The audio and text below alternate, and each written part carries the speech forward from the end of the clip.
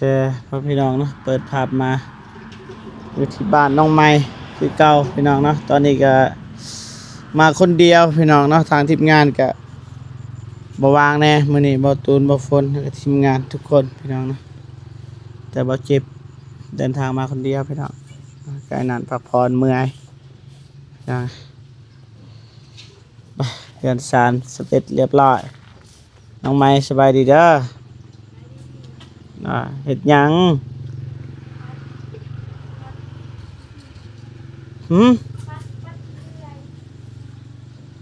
ได้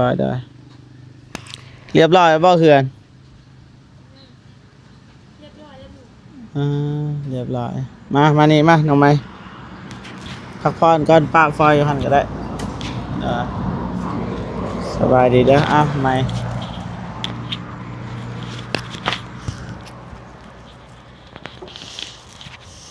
สบายดีเด้อไปพาขึ้นเฮือนมานี่ยังไงสำเร็จหรือเปล่ามุงหลังคาโดยเรียบร้อยเลยโดยบันดอกบันไดนี่เราเจ็บซื้อมาให้เงินพอคุดแซงดาราพี่น้องซื้อให้แล้วนี่กบเรียบร้อยแล้วว่าใหม่นี่กบแล้วแบบนี้นะเพิ่นว่าเพิ่นกบนะว่าทางนี้บ่ได้กบทางนี้แบบนี้บ่ถือกบแบบนี้เกิดว่ากบทางแคมนี้ให้มันเพียงถึงบ่แม่นเนาะนี่กบมันเพียงสังกะสีเรือจากแผ่นลงไหมประมาณ5-6แผ่นจากแผ่น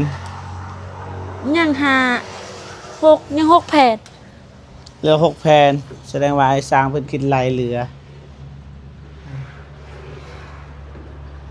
โอเคมีแต่ว่าเอาไว้บางทีจะเฮ็ดห้องน้ำอีหยังเด้อ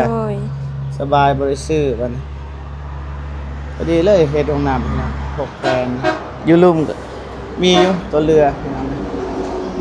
ไอ้สร้างเพิ่นพักผ่อนแล้วพี่น้องถือว่าเบิดเวียกเลยไอ้สร้างเพิ่นโดยจ้างว่าสร้างเท่าใดก็จ้างสร้างบ่สุดพอแล้วพอเปล่าเลยน้อยจะหน่อยบ่เจ็บสิถามพอน้องเพิ่นนะ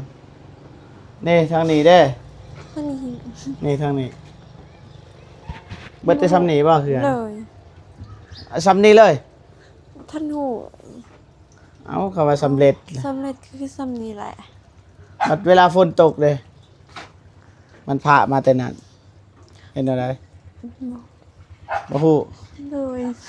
น่าได้แม่เบิดบ่ซ้ำนี้แล้วบ่ซ้ำนี้มันบ่เคยผ่าเข้ามาบ่มันแอมเขาจังอันนี้เลยจังอันนั้นนี่ยังใส่ถ้วยใส่สังกะสีบ่หรือใส่แปดสิใส่สังกะสีหรือใส่8จักน้ำ3สุดท้ายโดย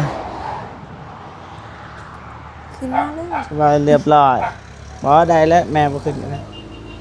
ถ้าแม่เราจะขึ้นก็ขึ้นได้เหลือยินพอน้องไม้ว่าเช็ด3ห้อง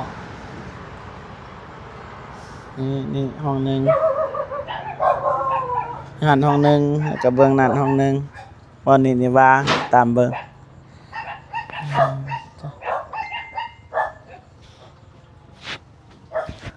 บ่ได้ไปใส่บ่มื้อนี้มันนี่5กลับมาแต่ซอยหมูตอนเช้าซอยหมูเฮ็ดหยังซอยหมูก้นมันไหวเนาะมันยังแต่ครับเช้าไปพานมันให้นะไปพานมันเลยไปซอยหมูแสดงว่าบ่ได้ไปรับจ้างมื้อนี้บ่ได้ไปพอดีตกงานพี่น้องช่วงนี้ตกงานเพราะว่าทางทีมงานเฮาก็อยากถ่ายทำให้น้องเพิ่นพักก่อนพอได้ถ่ายทำน้องเพิ่นพี่น้องเลยตกงานบ่มีเงินช่วงนี้ตามเบิ่ง บ่ได้รับจ้างเลยสองไอ้น้องพี่น้องคนหนึงก็เฮียน แต่ว่าวันเสาร์วันอาทิตย์นี่นะจะพักผ่อนพี่น้องงามบ่เฮือนนี่ งาม งามเนาะ เลย สุดยอดเลย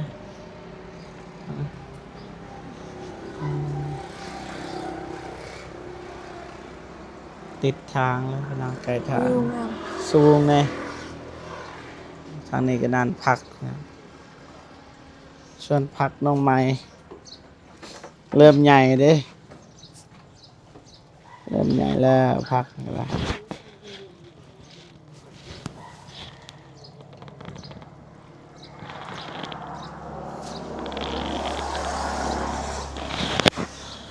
เอิญพอข้างนอกได้ปะให้ขึ้นมานี่ได้ปะ เลย ได้สบายดีเด้อสบายดีพอ สบายดีทีมงาน เรียบร้อยแล้วปะสร้างเพิ่นเมื่อแล้วปะ เมื่อแล้วลูกเห็นแล้วเพราะว่า เรียบร้อยเนาะวินาทีของเพิ่นเนาะ โดด คิดว่ายังมีแนวสิเว้านำอายเพิ่นเรื่องอาการของอายเพิ่นนั่นแหละไอ้สร้างเพิ่นว่านัดหมอไว้บ่ให้มานี้ หมอหันเมื่อวันนี้เขาซื้อยาตัวเงินตัวลูกให้แล้ว เราซื้อยาเมื่อ3 ล้านป้ายเรายืมเอาเงินหนองชายมอดอนตัวจะเฮ็ดเฮือน โดย เราซื้อยาแพทย์มาแต่ปากเซ่โทรเอาแปลว่าเล่าหันเจ็บแห้งนะเบิ่งเราทาอยู่ห้องน้ำแห้งก็เลยคืออีต้นน้องเสียวก็เลยพอนี่แหล้วบอกว่าซ้ำซ่า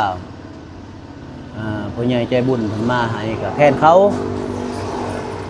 แต่ว่าเวียกตัวนี้หันเวียกเฮือนนี่มัน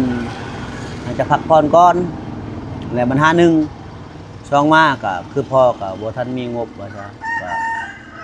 แล้วอันที่ทราบมากก็คือว่าแล้วแปลนปู่แปลนหยังก็ทันครบเนาะก็ติดตามให้เราพักผ่อนก่อน อืมเพราะว่าเราบ่สบายนะมีแต่ว่าอยากให้มีแต่ว่าพ่อหั่นฝากความให้เราเพิ่นนัดหมอไว้ได้นะเฮายังคิดเพราะว่าบ่แม่นอยากเว้าเด้อบ่ตามที่บ่เจ็บฮู้ถ้าว่าปัวแบบนี้มันสิบ่เซาเงินตื้อหนึงก็บ่เซาเป็นหยังคือว่าจังซั่นเฮาบ่สามารถนัดด็อกเตอร์ได้ให้เข้ามาหาได้มีแต่คนธรรมดาในแบบยาพื้นเมืองนี่ได้แต่ว่าตัวอย่างมันคันอยากเซาอีหลีแนะนำให้ไปหาหมอ เอาจังซี่ขนาดไปหาอยู่ห้องหมอบางทีบ่เจอด็อกเตอร์ก็มีคนที่ปัวเป็นเขาเก่งนะขย้อนให้เรามาบ่มีแน่นอนแบบนั้นเชื่อบ่คือลูกว่าแม่นบ่ขนาดไปห้องหมอยังบ่เจอด็อกเตอร์ขย้อนให้เขามาทางนี้นะ แบบนี้นะหนูเป็นบ่ตัดความเนาะแต่แม่นรู้ว่าก็มีเหตุผลถึกอยู่ถึกและเพราะว่าเดี๋ยวนี้หันเกินว่าคันว่าหมอกับหมอธุรกิจเขามาเพราะว่ามันแปลว่าน้องชายนี่ของข่อยนี่เป็นสมาชิกเขานี่ในเฮือนตัวนี้สมาชิกเขาแล้วมีบัตรช่างเพิ่นว่าบัตรช่างใบบัตรนะแบบช่างว่าลูกค้าว่าซะขี่รถเก่งมากขึ้นนี่มีคอมมีหยังกวดหมดอวัยวะเพื่อนหันบาดโตบอลชัยบอลชบาเบนลูกเต่าหั่นนะบอลไอ้ช่างบอลหุทวานบ่มันบาดแห้งบ่แม่นว่าเป็นมะเร็งโตลำไส้บาดแห้งเพิ่นวางยาก็ไล่ซุ่มไหน โอ้แสดงว่าบ่แม่นบ่แล้วว่าปัวได้บ่แล้วว่า ได้เราเอาเมื่อวันนี้นี่ก็เต็มตัวยาตัวยาล่วงแล้วอ่ะซะแต่บ่ได้ชักยาโตพอใหญ่เพิ่นว่ายานั่นหั่นยาแซน คิดเพิ่นว่านี่เศร้าบ่พอตามที่พ่อคิดนั่นตามเราเว้า ก็ตั้มน้องชายคันว่าพญาติน้องชายหันเศร้าถ่ายออกเลือดแต่ว่าเล่านี่ก็กำลังกินมือวงเสาร์นี่วันนี้ค่ำวันนี้จน 7-8 โมงคือรถเก่งเข้ามานี่จนเข้ามา รถเก่งก็ยังก็แล้วแต่พอไม่ได้ว่าถ้าอยากดีหรือควรไปหาอยู่ห้องหมอใหญ่เลยก็คือปากเซบ่แม่นอันอื่นคันแบบเข้ามาเนี่ยแน่นอนมันบ่ปานใดหันนะ แม่นแล้วลูก เอาฮู้แล้วบ่ปานใดเฮาต้องไปหาหมอ ว่าแล้ว เก่ เขาก็ ง บ่เห็นนะแต่ว่าน้องชายเพิ่นดี แต่ว่าตัวเพื่อนเขาก็บ่ฮู้กัน แต่ว่าข้อยก็แนะนำคือกันเขาว่าเราว่าคันว่าบ่เราบ่อยากเชียร์หลายนะไปมามันยากเนาะลองกินตัวแพทย์ตัวนี้บอกเอาเบอร์เอาหยังให้นะ บ่ว่าแบบนั้นบ่แม่นตัดความเด้อเงินมีแล้วอันน่ะคือเงินนี่ผู้ใหญ่เขาส่งมาให้นี่ให้ไปห้องหมอ คือแต่ก่อนนี่พอลองเบิดเลยอายเพิ่นน่าสิลองเบิดเลยยังบ่เซาก็ยังให้ลองบ่อายเพิ่นฝากมาแต่ไกลนะบ่อยากให้ลองแล้วพออยากให้ไปปัวโดยตรงเลย ประมาณนั้นนะ ตัวนี้ก็บ่ฮู้นำน้องเสียวแล้วก็ยังสิลมแล้วทำใหม่ ไม่ได้ว่าบอกเพิ่น ลงทำใหม่ เพิ่นสิว่าจังไดคันเว็บลองแบบนี้100ล้านก็บ่พอแล้วก็บ่เซา ตัวนี้ก็ ประมาณนั้น ฮู้ โดย กันไม้แล้วพอกับประจักษ์กัน อันแรกยังว่าให้ ตาม พรฝากความให้เพิ่น สิลอง บ่แม่นว่าพอฮู้พอบ่ฮู้ดอกแต่ว่าให้ฝากนำบ่มีไผฮู้ทอหมอว่าซั่นซะแต่ว่าแนะนำให้ไปกวดหรือว่า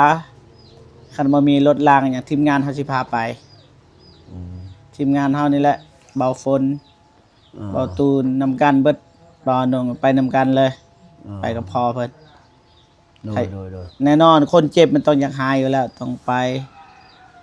แต่วันจันทร์ก็คันละว่าจังใดพาไปเลย อยาก สิลองบ่ลง เพราะว่าความตั้งใจของผู้ใหญ่ก็อยากให้เราหาย เออ ประมาณนั้นแต่พอลองลมนะเพิ่นเบิ่งประมาณนั้น แล้วก็อยากถามเรื่องเพื่อนนิกพี่น้องนะเห็นคลิปเบาโกถามเรื่องเงินเห็นบ่ โดย เรื่องเงินแต่ก่อนว่าบ่จ้าง แต่ว่ามื้อนี้เพิ่นว่าจ้างจ้างเท่าไหร่แหละ จ้างก็7ล้านนั่นแหละ แต่ แม่นว่าจ้างได้ลูกเข้าใจผิดเลยเพราะว่าคนลาวเฮานะเพราะว่าบ่อนเสียวเฮยเพราะว่าครึ่งหนึงหันจ้างก็แม่นว่าจ้างหันจ้างมันถึง14ล้านมุ่งปูน้อยย่อมุ่งปูตามเขาเคยเฮ็ดนะแต่ว่าเดี๋ยวนี้หันแบบว่าบ่คอยหันน้องเสียวแลกเปลี่ยนให้งานคือน้องเจ้าน้องไม้น้องน้อยแล้วก็แม่มันยามเกี่ยวเขาวดำหน้าไปช่วย ในเมื่อหมู่เห็นความงามความดีจังซั่นแล้วหมู่ก็เอาแบบว่าบ่แพงเนาะก็ขอเขาแต่แม้นบางต้นก็ยอมรับพ่อก็ยอมรับว่าบ่อยากบอกบ่แม่นว่าบ่อยากบอกแต่อยากบอกอยู่เพราะว่ามันบ่แม่นว่าเฮาจ้างนะแบบว่าเสียเฮ้ยเงินดำ7ล้านเนาะว่าสิพ่อก็บ่มีเงิน แต่ว่ากู้เงินพี่เงินน้องก็ย้อนว่าอยากได้นะอยากให้น้องใหม่น้องน้อยมีชีวิตใหม่ว่าซะเพราะว่าทั้งผู้ใหญ่ใจบุญเพื่อนแล้วก็ทั้งทีมงาน FC เฮาไทยทำเนาะตัวอย่างว่า อยากให้มีชีวิตใหม่อยากให้มันทันใจว่าซะคันเฮาบ่จ้างแบบหาแบบว่าปากเป้าแบบว่าให้ซื่อๆหั่นมันบ่อยากมี เพราะว่าเขาก็ข่าวว่าเขาคนเจ็บคนเป็นก็บ่แม่นเนาะเขาก็พอได้ชื่อยุกชื่อยานะเล็กน้อยนะ แม่น คันที่จ้างแท้พ่อก็จ้างบ่ได้ดอกว่าแจ้งซะ ได้ ย้อนบ่ชายญาติว่าน้องเสี่ยวว่าสิซะ ได้ พ่อก็ขอโทษก็ยอมรับว่าบ่ได้บอกลูกแต่เบื้องต้นนั่นแหละว่าซะ ก็บ่เป็นหยังบ่เป็นหยัง แล้วก็ขอโทษทั้งผู้ใหญ่ บ่เป็นหยัง ใจ บ่ บุ เป็น ญเพิ่นอยู่ต่างประเทศเนาะบ่แม่น ก็ ว่า ตัวนี้นี่บ่ได้ผิดหยังเลย ก็บ่แม่นว่าพ่อมีเงินมีคำตัวหลอกลวงบ่แม่นย้อนบ่มีนี่แหละย้อนอยากให้มันทันใจ เพราะว่าเทินพ่อใหญ่เพิ่นช่วยหน่อย มันหาหนึงเนาะก็แต่กี้ก็พ่อใหญ่เพิ่นก็คืออีดูสงสารคือเฮือนซ่านนี่แหละบ่แม่นสิว่านั่นนี่หรอกคือเห็นนี่แหละเฮาเว้าก็บ่แม่นว่าเฮาอยากปลอมแป้งเนาะอย่างนี้เอาเงินผู้ใหญ่ในทุนเพื่อนเสียทรัพย์อับทุนเฮาก็คือเห็นใจ แต่ว่าเพิ่นมีน้ำจิตน้ำใจเฮาก็สาธุแต่เพิ่นช่วยนี่ก็ดีบุญดีใจแล้วซำนี้ก็ได้ ได้ ถึงได้สังกะสีถึงได้ไม้ลูกตั้งเนาะนี่เด้ไม้ลูกตั้งครับ มาใส่นี่เด้บัดประลุมมันบ่แข็งแห้งแล้วมันโคตรได้ไหมคันสิเว้าแท้กับเพื่อนแล้วหลายกว่าเนาะกว่าลูกเนาะกว่าพ่อจ้ะในเมื่อจะทันแล้วเนาะก็คือพ่อก็ยอมรับ สิ่งที่อ่า มวลชนหรือว่าต่างประเทศเนี่ยเพิ่นน่ะนะว่าเฮาหันเป็นคนแบบว่าบ่บอกความจริงอะนะแต่เฮาก็ยอมรับว่าเราคิดว่าก็สิบ่บอกเพราะว่าราคามันซำนั้นเฮาก็บ่มีเมื่อบ่มีจังซั่นแล้วก็คันใช้มือเฮ็ดซื่อๆเฮาก็ไอ้ต้นลูกเมียหมู่มันได้เราเองก็บ่สบายผ่าตัดตัวนั้นนะก่อนแต่แฮงงานน้องเจ้าน้องไม้น้องน้อยกับแม่มันแต่คอยเฮ็ดบ่ได้บ่ตัวดอกว่าชัดซื่อโลดเพราะว่าใช้โรงหำว่าซะเจ็บแล้วก็แต่มีแต่ข้าวลาวและยามดำก็ไปดำยามเกี่ยวก็ไปเกี่ยวยามคนก็ไปช่วยตี้ช่วยคนนำเขาคนกองหั่นนะแนวนั้นแล้วเมื่อหมู่เห็นความดีจังซั่นแล้วหมู่ก็ติดตามมาช่วยสิช่วยซื่อๆปึ๊ดลิดเลยแบบว่าบ่พอกีบมันก็คือทางงานผู้ใหญ่ใจบุญก็เป็นไปบ่ได้เพราะว่าคนลาวเฮาเนาะเขาก็ต่างคนก็มีครอบมีครัวเนาะก็เกรงใจเขาแน่นะจักหน่อยนะลูกก็เลยให้กันไปซะ37 ล้านนะอันนี้ก็พอว่าความจริง ตอนนั้นบ่ลูกแล้วก็สิถามพออีกเอาเงินให้เขาหรือบ่ให้สร้าง โดยแต่เรื่องเงินให้แล้ว เรียบร้อยแล้วบ่ ให้แล้วบ่นั่นแล้วพ่อก็ยืมเงินพี่ยืมน้องแล้วก็เนี่ยก็เทินเว้ากันแล้ว7 ล้านเนาะก็บ่ลงบ่เกินดอกแต่ว่าขอให้เพิ่นช่วยโตบ่อนคันได้พวกตู้นี่เพิ่นไล่หั่นช่วยสิซื้อตัวนี้ในรวมหมดตามเว้ากันนี่ถึงย่อปู้เด้ตัวคันได้นี่บ่ได้เฮ็ดได้แต่เพิ่นอีต้นข่อยก็เพิ่นเห็นใจว่าเฮาก็สิช่วยเหลือกับเพิ่นดีใจทั้งผู้ใหญ่ใจบุญหั่นสิสนับสนุนเพื่อนหั่นสิเป็นปัวเพื่อนหั่น10 ล้านหั่นนะเพิ่นก็เลยเฮ็ดให้เลยอันนั้นน้ำเพิ่นเสริมเติมเพิ่มเติมโตนี่ตกมันสินาชะตาลูกเต่าขออภัยโทษเบิ่งคันได้นี่หันแล้วแต่ว่ามื้อนั้นก็ แต่ว่าจังซี่ที่พอเว้าหันบริจาคหรือว่าจ้างมันบ่ได้ผิดหยังเลยบ่ได้ผิดหยัง ก็ผิดพรแล้วก็ย้อนว่าบ่ได้ว่า ที่จริงอันที่พอจ้างหรือว่าบ่จ้างมันบ่ได้ผิดหยังกับสำหรับทีมงานหรือว่าผู้ใหญ่ใจบุญบ่ได้ผิดหยังเลย เป็นหยังคือว่าจังซั่นเพราะว่าช่วงที่พอเฮ็ดเทือนใหม่ๆ ช่วงนั้นเฮาก็บ่ได้เข้ามาซอยนะเฮาบ่มีงบจักดีเลย พอเป็นคนริเริ่มเลยเฮ็ดนี่นั่นนะถ้าพ่อบอกว่าจ้างก็บ่เป็นหยังแต่ว่าบ่จ้างบ่เป็นหยังเพราะว่าคือฮู้แหละบัดพอเอาเงินให้ก็เป็นเงินของพ่อบ่แม่นเงินของทีมงาน โดย บ่เป็นหยัง FC บ่ได้เว้าว่าพ่ออยากได้นี่จังนั้นบ่ได้เว้าเลยเด้อเป็นหยังมีแต่ว่าอนาคตเฮาสิมีหยังบางทีมีเพิ่มเติมทางผู้ใหญ่พอคุดแซงดาราเพิ่นก็โอนเงินมาให้ทางบ่เจ็บ150เหรียญแต่ว่าบ่เจ็บซื้อลูกติ่งซองเด้ โดย บินก็มีบินน้ำเฮาก็มี แต่ว่ามันเหลือเท่าใดเฮาก็สิซื้อหรือว่าวงกบประตูหรือว่าบานประตู โดย เท่านั้นก่อนสมทบเท่าละน้อยแล้วก็ทางเบาโกก็มีเท่าใดเด้อทางเบาโกเราแจ้งอยู่บ่หรือว่ายังบ่ทันแจ้งยังบ่มีคือกันนำเบาโกเพราะว่าเบาโกได้เว้าในคลิปก่อนเบาเจ็บมีอยู่มีทุนสมทบอยู่แต่ว่าบ่ฮู้ว่าเท่าใดเพราะว่าเบาโกก็บ่ได้บอกนะประมาณนั้นแต่ว่าน้ำลูกมีแล้ว150 เหรียญได้ประมาณนั้นแหละบริพิษเลยที่พอเว้าจางหรือบ่จางเด้อ แล้วก็ย่านมันผิดพลาดใช้หูใช้ตาของคนทั้งโลกเบิ่งกันแล้ว เพราะว่าบ่ ก็ เป็นหยัง ขอโทษขอ เพราะว่า อภัย แล้ว เฮามาซอยน้ำหลังอะนะน้ำหลังพออีกพอสิมีเงินหรือว่ากู้ยืมเงินคนอื่น มันก็บ่ได้เกี่ยวกับสำหรับทีมงานเลย เพราะว่าพอตั้งใจเฮ็ดแต่ตอนนั้นแล้วบ่แม่นว่าเฮาเป็นคนหาสร้างบ่แม่นเฮาเป็นคนคอนโทรลทุกอย่างคือบ้านน้องสะเลน้องกระเดยน้องหานบ่แม่นแบบนั้นเฮามาแค่น้ำหลังเฮาแค่มาสมทบซื่อบ่เป็นหยังดอกพอ เนี่ยพ่อก็ตกใจแล้วเพราะว่าพ่อก็คิดย่านมันผิดในระเบียบของเพื่อนน่ะนะแบบเฮา บ่ผิด บ่ปฏิบัติ ถ้าเขาอยาก เขาก็ยอมรับ ถ้าไอ้สร้างเพิ่นอยากมาซอยซื้อๆก็ได้ แต่ถ้าจ้างก็ได้จ้างในติดหนี้แล้วก็ได้ แล้วแต่พอสะดวกแนวใดอ่า อันนี้ แต่ว่าทางจุ2คนฮั่นที่อายเคนนี่เพิ่นบอกให้หาเดี๋ยวสิจ่ายให้มื้อวันจันทร์เด้อ โดย มันจะบอกจุอายเพิ่น โดย ล้านหนึงพอดีแบ่งปันคนละ500,000 โดย เนาะ นั่นแหละโดย ประมาณนั้นพ่อพี่น้อง มีอยู่แล้วพ่อก็ได้ขอบเขาเพราะว่าได้ยินอันนั่นเด้เว้า มี ว่า อยู่เงินน้ำเฮาก็มีอยู่ ก็ว่า ได้ คันแรกคือเขาว่าจังไดมันเราบ่ได้ให้เงินนำบ่แล้วเพราะว่าเขาก็คันเราให้เราก็ถ่ายคลิปให้คอยเบิ่งแล้ว คือมันนั้นเราให้ซื้อสังกะสีเราอย่างนั้นเพราะว่าเขาก็ลืมถามเขาว่าแนวคิดว่า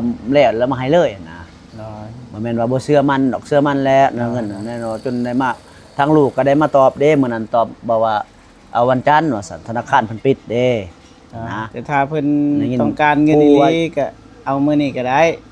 มันเจ็บมันเด้โตเพิ่นว่าเพิ่นเจ็บอันเด้โตผู้ว่าเจ็บนะลูกเพิ่นบอกพ่อก็บ่ได้มาทำลูกจำนำมาเมานะแนวก็เกี่ยมสิให้เงิน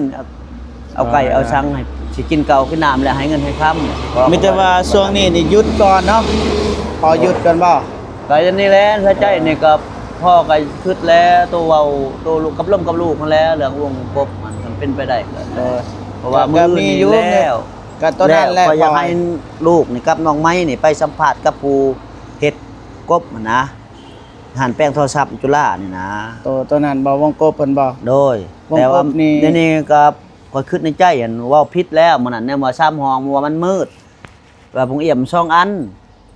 มันนี่เรื่องอีนางว่าบ่เป็นได้พอเบิ่งตัวเองบ่มีผงเอี่ยมห่านอีกจักเสียดแนวใดตัวนี้ก็จะเป็นสิซอกหาเองหั่นแล้วตัวบ่พอผงเอี่ยมหนึ่งก็ได้คันว่าโตลูกโตข้อมูลเก่าหั่นก็2บ่เว้าแบบนั้นบ่เว้าว่าเรื่องหาเองหรือบ่หาเองอันนี้เป็นเฮือนของพ่อ โดย เด้อจำไว้แบบนั้น ก็คือวงกบเนี่ยพอเป็นคนสั่งแล้วก็พอต้องมาถามไปถามว่าราคาเท่าไรบ่แม่นว่าพอสั่งให้ลูกไปถามมันก็คนบ่คือกันเด้มันก็บางทีราคาต่างอีกมันจะว่า บ่ราคาเดียวแหละลูก ดอ โตบ่ให้ลูกเบิ่งมันนั่นหั่นแหล้ว ดอ มันตกอยู่2ล้านป้าย ดอมันจะว่าให้พ่อนี่ไปเบิ่งเองแล้วก็เช็คเบิ่งเองว่าสมควรว่ามักเท่าไรเพราะว่าเฮานี่บ่ฮู้ว่าพ่อมักเท่าใด บอก นะ เพิ่นบอกแล้ว ให้พ่อไปเบิ่ง ตามเราฟังเราก่อน โดย มีแต่ว่าให้พ่อไปเบิ่งเองเด้อว่ามักเท่าใดยินบ่เป็นเงื่อนของพ่อเด้อเงินนั้นมีแล้วน้ำเฮา150เหรียญพอเด้อ ตอนนั้นแล้วรู้ทุแล้ว ร้อย แล้วก็อยากให้ลูกแน่ใจอะนะอยากให้ร่วมกับเจ้าของคลิปเจ้าของคอดิเจอร์นะมันมีหารแป้งโทรศัพท์ดิ บ่ ถ่ายเลยอยู่หั่นเห็นได้3อันเขา มัน เรียน บ่เว้าเรื่องให้เฮามั่นใจหรือบ่มั่นใจ มันขึ้นกับพ่อสั่งแล้วหั้นนะ โดยสาธุ พอสั่ง โดย พอสั่งแล้วนะให้ลูกแบบ โดย ให้ลูกไปทำนี่นั่นมันก็คือกันเพราะว่าพ่อสิใส่เด้ โดย พอสั่งแล้ว ถ้าพ่อมั่นใจเฮาก็มั่นใจ แต่ว่าเพิ่นเว้าในนี้ไม่เพิ่นนั้นมีแต่วงกบมาตุบ้านเท่าโตหั่นน่ะก็สิได้แทกแล้วสิมอบให้ลูกแล้วเอามาเลย วงกบมีแต่วงกบบ่ โดยมีแต่วงกบกับ อันนี้วง เวีย ก ม บนี่เท่าไหร่วงกบปองเอี่ยมเท่าไหร่ ก็เพิ่นรวม3อันน่ะมันถึกอยู่2ล้าน5อันน่ะมันถึกอยู่2ล้านป้ายเด้ 2ล้านปลาย แต่ว่าโต๊ะบังเอี่ยมน้ำลังนี่กับโต๊ะที่3นี่ก็ท่านได้ไล่ได้ลูกตัวนี้ ก็ไล่แล้วบ่เป็นไง ก็ยันมันนั่นตอนนั้นแหละพอก็ย่อม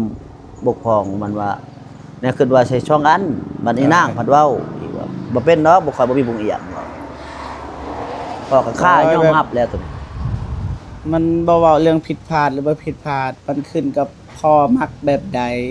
พ่อสิมักหน้าต่าง1ก็แล้วแต่พ่อมัก10ก็แล้วแต่ถ้าพ่อคิดว่ามีงบ แต่ว่างบน้ำลูกกันมีแล้ว150เหรียญประมาณ3ล้าน5แสนให้พ่อคิดจังซั่นเด้อ โด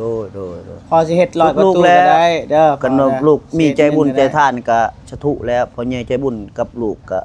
บุญคำบุญชูนั่นแหละพ่อก็ป้าสำนีแล้วเฮ็ดเป็นสิเฮ็ดแล้วแนว ก็สิลงเวียกลงงานแล้วบัดนี้ก็ให้น้องเจ้าสั่งไปรับจ้างระบายแล้วเฮ็ดไปนะ โดย แต่ว่านี่ก็ย้อนว่า โดย อยู่ฮู้นี่ก็ย้อนว่าพักพรก็ย้อนว่ายันลูกมาหั้นนะ อ่า มันบ่มีผู้สิล้มนํผู้ใหญ่เพื่อน โดย ผมเชื่อว่าเวียกงานได้ มีแต่ว่าจัง สัง ซี่ กะ คัน สัง พอก ะ อยาก สีแหละไปหันไปนี่บ่เป็นหั่นนะ คันพออยากไปรับจ้างว่าจะเฮ็ดเวียกนี่ก็บ่เป็นหยังเฮ็ดได้บ่บอกลูกก็ได้เด้อคันพออยากเฮ็ดเวียกเฮ็ดนี่นั่นเฮ็ด น้องเจ้าหั่นแล้วก็คันว่าเพิ่นมาช่วยก็บ่ได้ไปแล้วนี่คือบ่ปั้นเว้นกันอยู่แล้วเพราะยันบ่พอพวกทีมงานเพิ่นมาเด้ อ่าบ่เฮาสิโทรนัดน้องเพิ่นเองถ้าเฮามา โดย เพราะว่าจะน้อยว่าค้างย้อน นี่ก็น้อยมื้ออื่นมื้อฮื้อนี่ก็ลงปนมันแล้วมันนั่นเฮ็ดนํเขา โอ้ย มันดินเฮาดอกเขาให้ช่วย ก็ดีคือกันพอได้ รับ มี จ้างบ่มีตัวเงินบ่มีบ่ตัวดอกว่าชัดชื่อโลดนะพอได้นี่ก็ยังกินเขาวอันนั้นตั้งอีช่างอันเพิ่นคอมเมนต์มาให้น้องเจ้าว่าให้ขอบใจเบาเตียงเพิ่นว่า อ่า ว่าเพื่อนผู้นำผ้ามาก่อน มีแต่ว่าคันไปกลมันได้เงินมากก็มาสมทบเพื่อนนั่นแหละพอย บ่ได้นะรับจ้างนั้นลูกไปรับจ้างหมู่นะว่าแค่ชื่อแล้วนะพวกนี้ไปรับจ้างนะรับจ้างเป็นวันเอานะ ก็ เพราะว่าเดี๋ยวนี้นี่ก็ โดยฟังก่อนนะนี่พอแม่นอยู่รับจ้างสิได้เงิน10 20,000ก็ยาถ้าเฮาอยากสมทบเฮาก็มาสมทบซื้อเซ็นเทื่อละเซ็น2เซ็นก็ได้